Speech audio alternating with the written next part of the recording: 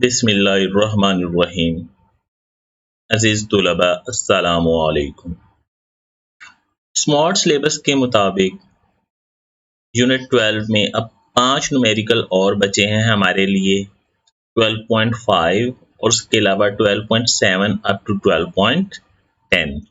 तो आइए आज इन बाकी रह जाने वाले न्यूमेरिकल्स को भी सॉल्व करते हैं। 12.5 क्या है? An image of statue appears to be 11.5 centimetre. एक स्टैच्यू का इमेज कितने फासले पे बन रहा है? 11.5। पॉजिटिव होगा या नेगेटिव? अगली स्टेटमेंट पढ़ते हैं। Behind convex mirror, convex mirror के पीछे, मिरर के पीछे हो तो negative. With the focal length है 13.5 सेंटीमीटर। कन्वेक्स मिरर के लिए एफ पॉजिटिव होगा या नेगेटिव? नेगेटिव। तो find the distance from the statue, statue का यानी उस मुजस्मे का फासला मालूम करें, ई मालूम करें। तो क्या फार्मूला होता है हमारे पास? 1/f is equal to 1/p plus 1/q। f और q की वैल्यूज पुट कर दें, p हमें मालूम करना है जी। ये 1/11.5 राइट हैंड पे नेगेटिव है, दूसरी तरफ जाएगा तो पॉजिटिव हो जाएगा। इस वैल्यू को आप कैलकुलेटर पे हल करें और आंसर आ गया 8/621। अब ये है 1/p के बराबर। p/1 दोनों साइड वाली वैल्यूज को बदल दें, नीचे वाली वैल्यू ऊपर, ऊपर वाली वैल्यू नीचे। तो 6/1/8 इज इक्वल टू p/1। इसे आप कैलकुलेटर पे डिवाइड कीजिए तो ये हमारे पास आंसर बन गया 77.62 centimetre. 11.7 Nabila use a concave mirror when applying makeup। Makeup करते हुए नबीला कनकेव मिरर इस्तेमाल कर रही है। Mirror has radius of curvature 38 centimetre. Radius कितना दिया हुआ है? 38 सेंटीमीटर। लिख लिया हमने। What is the focal length, इसकी फोकल लेंथ क्या होगी? तो आपको याद होगा कि फोकल लेंथ के लिए हमने पढ़ा था कि फोकल लेंथ बराबर होती r/2 रेडियस बाय 2। तो हम इसे डिवाइड करते हैं 38/2, तो f कितना हो जाएगा? 19 सेंटीमीटर। चलें अब इसके बी पार्ट की तरफ आए। Nabila is located 50 centimetre from the mirror. Nabila है 50 सेंटीमीटर के फासले पे, मतलब ऑब्जेक्ट डिस्टेंस 50 सेंटीमीटर।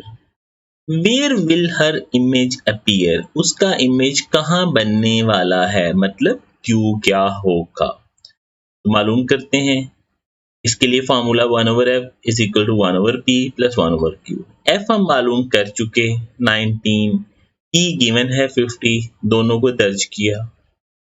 ये p की वैल्यू 1/50 इस एंड पे पॉजिटिव है, दूसरे एंड पे जाएगा तो नेगेटिव हो जाएगा। कैलकुलेटर पे इसको हल कर दीजिए। 31/9 50 is equal to 1/q।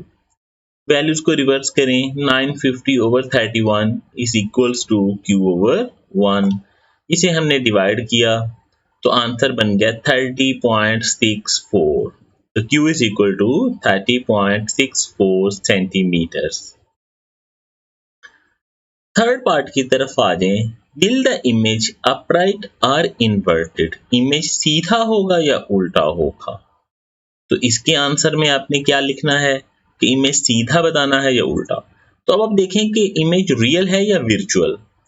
Real virtual का हमें कहां से पता चलता है? क्यू की वैल्यू से। तो positive sign of Q indicates the real image. Positive sign जाहिर कर रहा है इमेज रियल है।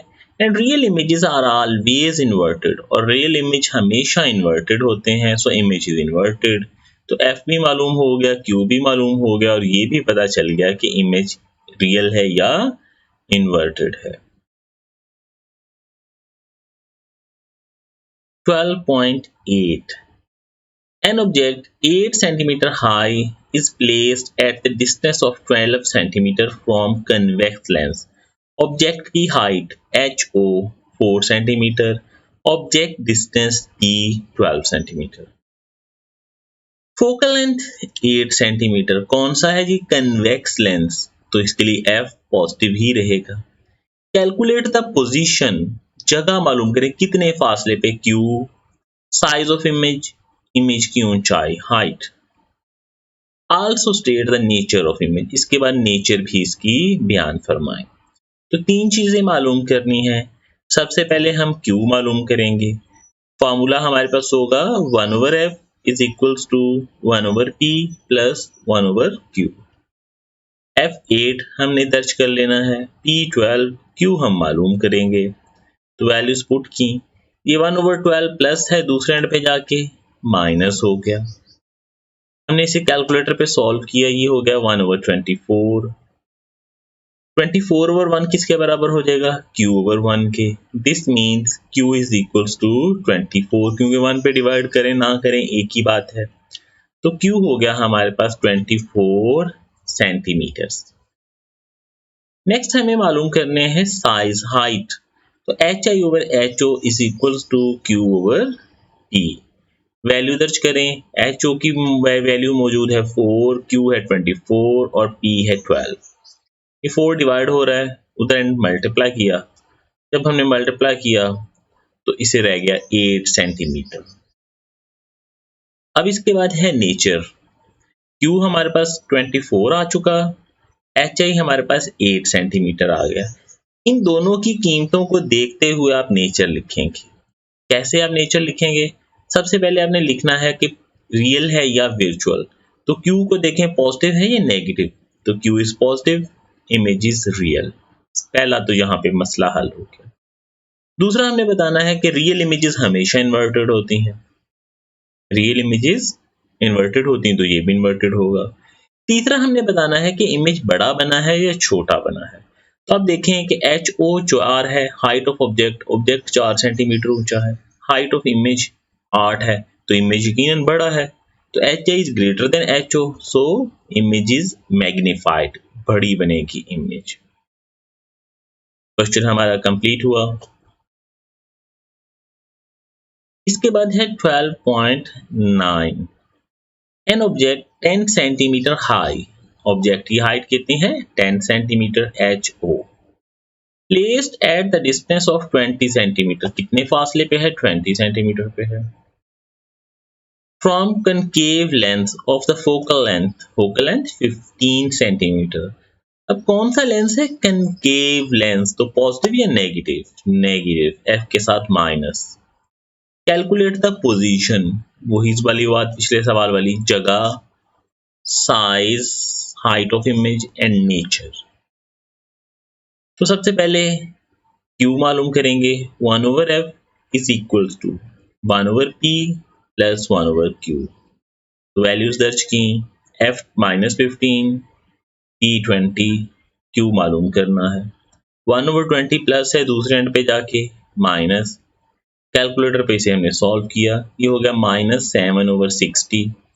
तो वैल्यूज को रिवर्स करेंगे, ये हो जाएगा 60/7 बराबर है Q/1। इसे हमने डिवाइड किया तो 8.57 सेंटीमीटर आंसर हो गया। नेक्स्ट है size of the image. HI/HO बराबर है Q/P। HO की वैल्यू 10, Q की वैल्यू और P की वैल्यू दर्ज की। 10 डिवाइड हो रहा है, दूसरे एंड पे जाके मल्टीप्लाई हो गया, 0 से कट गया, 2 पे डिवाइड किया तो आंसर बचा 4.28 सेंटीमीटर। Q मालूम हो गया -8.57, HI 4.28। इनको देखते हुए हम नेचर बताएंगे। कैसे? सबसे पहले Q देखें पॉजिटिव है या नेगेटिव, तो negative, image is visual. Number 2, visual images are always erect, real जो है वो इन्वर्टेड होती हैं, विजुअल इरेक्ट होती हैं। अब देखें ऑब्जेक्ट था 10 सेंटीमीटर ऊंचा, इमेज हाइट हमने मालूम की 4.28, तो इमेज छोटा है, तो HI less than HO, image is diminish, छोटा इमेज बन गया। 12.10, a convex lens of the focal length 6 centimetre. Focal length कितनी है? 6। कन्वेक्स के लिए फोकल लेंथ पॉजिटिव होगी, is to be used to form a virtual image। Virtual image बना रहा है और कितनी बना रहा है 3 टाइम्स, M3 हो गया और इमेज वर्चुअल।